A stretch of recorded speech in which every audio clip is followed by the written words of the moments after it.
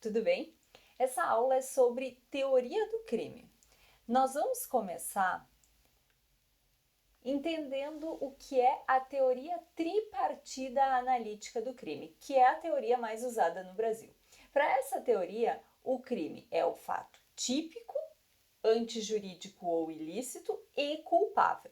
A partir disso, nós vamos entender cada uma dessas três partes.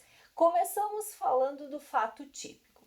Então, dentro do fato típico, nós temos 4 elementos: a conduta, que é humana, voluntária, com dolo ou culpa, o nexo causal, o resultado e a tipicidade. Falando agora especificamente sobre a conduta, quando nós falamos em conduta humana, por óbvio, a primeira coisa que nós estamos excluindo são as condutas praticadas por animais não humanos. Então, o fato de uma vaca dar um coice em alguém e provocar uma lesão corporal, nós não temos aí propriamente o crime de lesão corporal. Por mais que pode ter gerado algum tipo de dano, criminalmente aquilo não será punido. Além disso, a conduta humana implica uma ação ou omissão. Aqui é importante lembrar que condutas ativas, elas não são as únicas punidas criminalmente, né? Nós temos também, dentro da legislação penal, expressamente a previsão de crimes omissivos. E aí, quando falamos em crimes omissivos, nós temos dois tipos. Nós temos tanto os omissivos próprios, que são aqueles crimes que a própria legislação prevê uma omissão, então a gente pode pensar na omissão de socorro como um exemplo, e nós temos também os omissivos impróprios, também chamados de comissivos por omissão, que é aquela situação em que o sujeito está na posição de garantidor.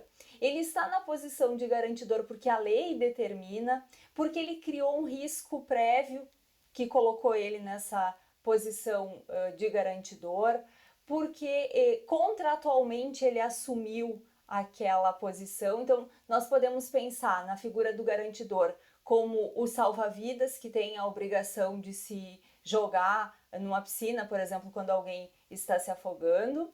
Claro, desde que não se coloque em risco pessoal. Então, a própria legislação coloca esse limite, né? A gente não exige o sacrifício da vida humana, por exemplo, em prol da observância desse dever de cuidado.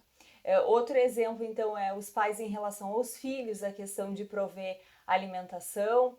E nós podemos pensar numa questão contratual também. Imagine alguém que tenha feito um pacote para uma viagem turística, para um passeio, enfim, para algum lugar. Então, a partir do momento que contratualmente eu combinei com as pessoas que vão fazer esse passeio, eu tenho que garantir a segurança. Se acontecer qualquer evento aí, qualquer incidente, eu não posso dar no pé.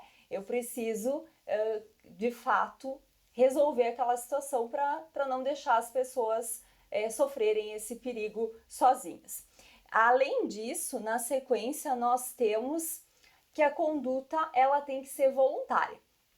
A gente tira da incidência do direito penal as condutas, então, que são involuntárias. Como exemplo, nós podemos pensar aqui no ato reflexo. Então, imagina que vem aqui uma abelha, me pica e eu dou um tapa e acabo acertando alguém.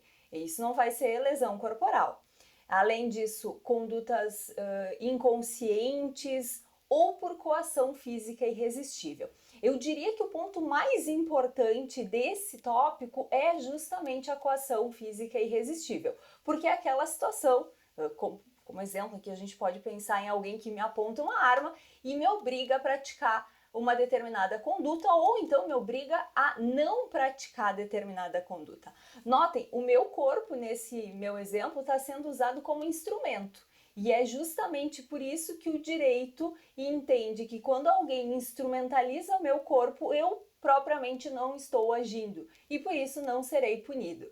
Então, quando nós temos a coação física irresistível, o direito penal brasileiro entende que sequer haveria conduta, então não se fala em crime. Depois nós temos o dolo ou a culpa. Aqui é importante lembrar que, de regra, quando o direito brasileiro fala em condutas criminalizadas, se fala em condutas dolosas.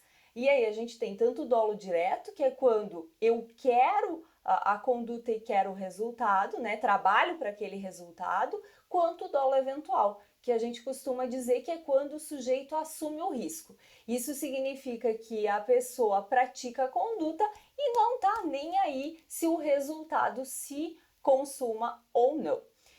Além disso, nós temos a possibilidade de punir as condutas criminais de forma culposa, mas aí nessa hipótese especificamente tem que existir norma de extensão, ou seja, o legislador tem que dizer se pune na modalidade culposa.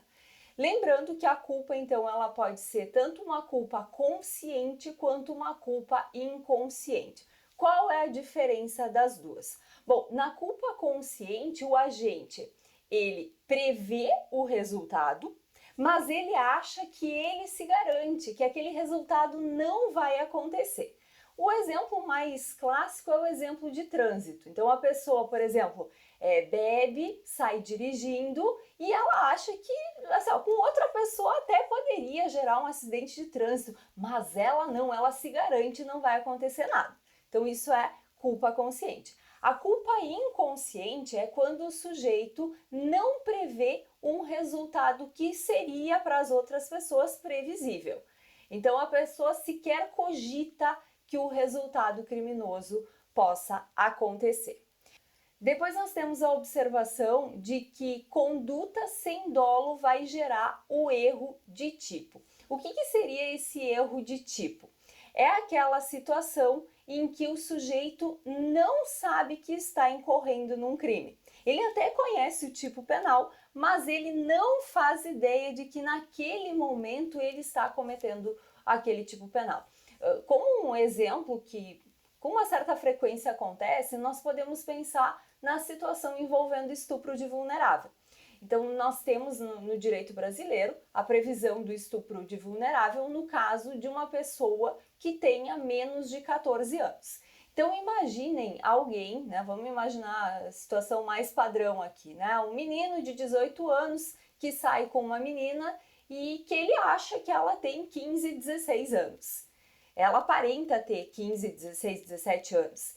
E aí ela tem, na verdade, 13 anos. Eles mantêm relação sexual e depois ele é acusado de estupro de vulnerável por alguma circunstância. Então, nessa hipótese, pensem, não tivemos violência, enfim, vamos imaginar um ato sexual consentido. Numa hipótese assim, nós podemos falar em erro de tipo. Por quê?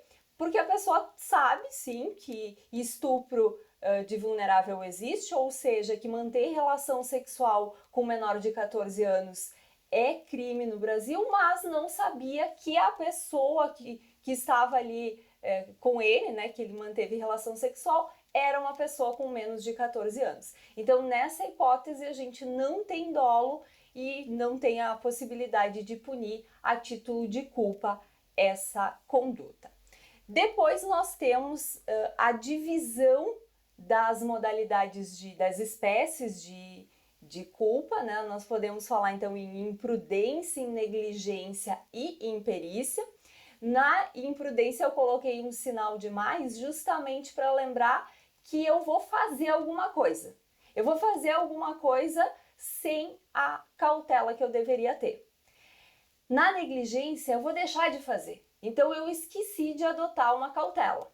E na imperícia tem a ver com habilidade técnica. Então eu faço, por isso positivo, eu faço alguma coisa que exigiria uma habilidade técnica que eu não tenho. Então aqui a gente pode falar em condutas envolvendo erros profissionais, né? Um erro médico, por exemplo, dentro da imperícia. Eu coloquei também aqui para a gente lembrar que quando a gente fala em modalidade culposa, não é simplesmente, se não é doloso, é culposo. Eu tenho que ter, além de uma dessas modalidades de culpa, eu tenho que ter também, primeiro, uma conduta voluntária. Então não pode ser um ato reflexo. Segundo, eu tenho que ter a inobservância de dever de cuidado objetivo. Então, tinha que ser tomada uma determinada providência que eu não tomei. Terceiro, tem que ter previsibilidade objetiva. O que significa isso? Significa que o resultado tem que ser previsível. Se eu tiver um resultado completamente imprevisível, não tem como responsabilizar criminalmente. A previsibilidade também tem que ser subjetiva, ou seja, o agente também tem que prever. Tem que ter um resultado involuntário. Por quê? Porque se a pessoa queria aquele resultado, a gente não pode falar em culpa, a gente vai falar em dolo. Tem que ter um nexo causal, que é o vínculo entre a conduta e o resultado. E eu diria o mais importante, tem que ter tipicidade culposa. Lembre, friso bastante isso. De regra, o legislador brasileiro pune somente a título de dolo. Ele só vai punir a título de culpa quando expressamente a gente tiver a norma de extensão. Então, se nós pensarmos assim, artigo 121 do Código Penal, homicídio, tem o tipo doloso e tem a previsão culposa também, porque tem norma de extensão. Mas na sequência, infanticídio, o feminicídio, os próprios abortos, né? Nós temos 3 modalidades de aborto, nenhum desses crimes tem a previsão culposa. Então lembrem que punição a título de culpa é exceção e só se nós tivermos norma de extensão expressa. Depois nós temos agravação ou agravamento pelo resultado. São situações especiais que o legislador combinou 2 condutas. Então nós temos, tradicionalmente a gente fala dolo no antecedente, culpa no consequente, que é a figura do crime pré-ter-doloso. É justamente essa combinação de dolo e culpa. Mas existe a possibilidade de combinar dolo com dolo, culpa com culpa e culpa com dolo. Então, nós temos 4 possibilidades de agravação ou agravamento pelo resultado que consta aqui nessa tabela. Então, a primeira hipótese, eu tenho dolo tanto na conduta antecedente quanto no resultado. Aqui a gente vai falar em dupla tipicidade dolosa e como exemplo eu coloco a lesão corporal qualificada pela deformidade permanente. Então eu posso ter alguém que quer praticar uma lesão corporal e que quer deixar o outro com essa deformidade permanente. Então, dolo nas 2 coisas. Segundo item que nós temos aqui é o famoso pré-ter doloso, né? O dolo no antecedente, culpa no consequente, e como exemplo aqui a gente tem a lesão corporal seguida de morte. Lembrem que quando nós falamos no direito brasileiro, a gente tem uma série de crimes que são a lesão corporal seguida de morte, o estupro seguido de morte, enfim, o roubo seguido de morte.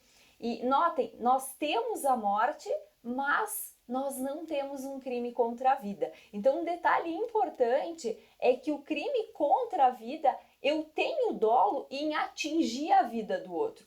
Nesses exemplos de crimes pré-ter dolosos, o dolo não está em atingir a vida da pessoa. O dolo está em outro elemento. Então, nesse exemplo, o dolo está em atingir a integridade corporal de alguém. Mas aí, entre aspas aqui, sem querer, eu provoquei o resultado morte. E aí, o legislador me imputa esse resultado morte a título de culpa. Por isso a gente fala de crime pré-ter doloso. Da mesma forma, lá no estupro seguido de morte. Eu queria estuprar o sujeito, mas aí, sem querer, eu acabei provocando a morte. Se eu quisesse as 2 coisas isoladamente, eu queria estuprar e queria matar, aí eu tenho 2 crimes em concurso material. Eu tenho o estupro e eu tenho o homicídio.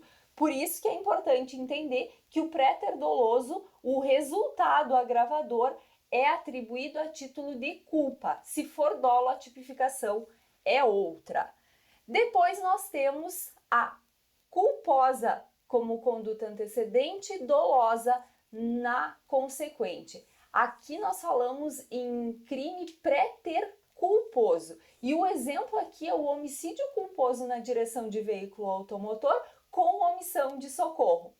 Notem, eu não queria matar alguém, eu estava dirigindo, né, por algum descuido eu acabei matando alguém, mas depois eu vi o que aconteceu e eu fugi. E essa fuga, essa omissão de socorro, então ela é dolosa. E a última hipótese é culpa e culpa, o que nós chamamos de dupla tipicidade culposa, e o exemplo é epidemia culposa com resultado morte. Então eu não queria gerar uma epidemia e acabei gerando, e eu não queria gerar o resultado morte, mas acabei gerando. Com isso, a gente encerra essa aula. Eu espero que você tenha aproveitado e até mais. Tchau!